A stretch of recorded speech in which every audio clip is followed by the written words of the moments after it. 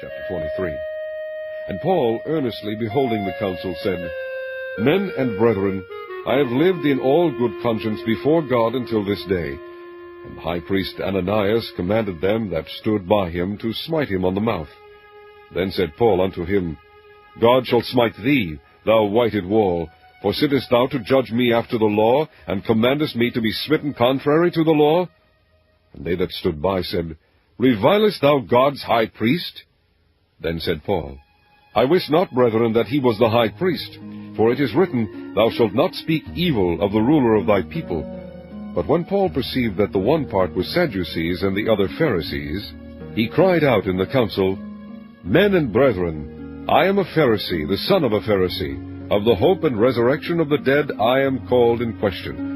And when he had so said, there arose a dissension between the Pharisees and the Sadducees, and the multitude was divided. For the Sadducees say that there is no resurrection, neither angel nor spirit, but the Pharisees confess both. And there arose a great cry, and the scribes that were of the Pharisees' part arose, and strove, saying, We find no evil in this man, but if a spirit or an angel hath spoken to him, let us not fight against God. And when there arose a great dissension, the chief captain, fearing lest Paul should have been pulled in pieces of them, commanded the soldiers to go down, and to take him by force from among them, and to bring him into the castle.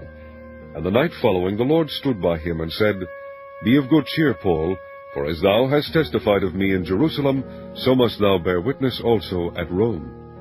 And when it was day, certain of the Jews banded together, and bound themselves under a curse, saying that they would neither eat nor drink till they had killed Paul.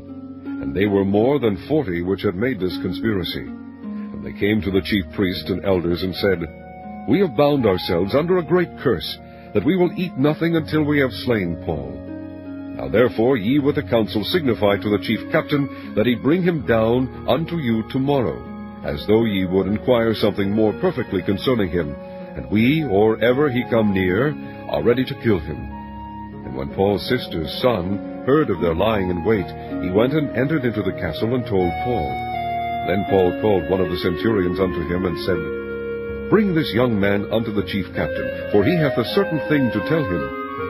So he took him, and brought him to the chief captain, and said, Paul, the prisoner, called me unto him, and prayed me to bring this young man unto thee, who hath something to say unto thee. Then the chief captain took him by the hand, and went with him aside privately, and asked him, What is that thou hast to tell me? And he said, The Jews have agreed to desire thee that thou wouldest bring down Paul tomorrow into the council, as though they would inquire somewhat of him more perfectly. But do not thou yield unto them, for there lie in wait for him of them more than 40 men, which have bound themselves with an oath, that they will neither eat nor drink till they have killed him. And now are they ready, looking for a promise from thee. So the chief captain then let the young man depart, and charged him, See thou tell no man that thou hast shewed these things to me.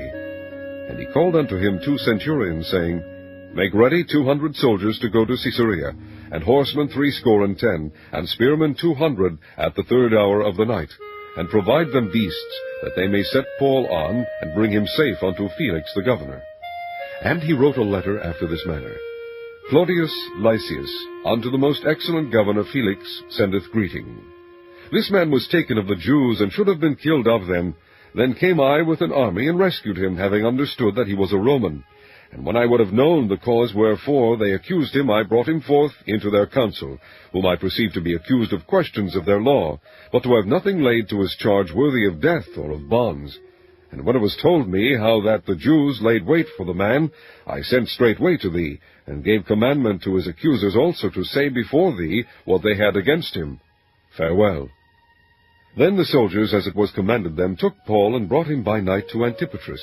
On the morrow they left the horsemen to go with him, and returned to the castle, who, when they came to Caesarea, and delivered the epistle to the governor, presented Paul also before him.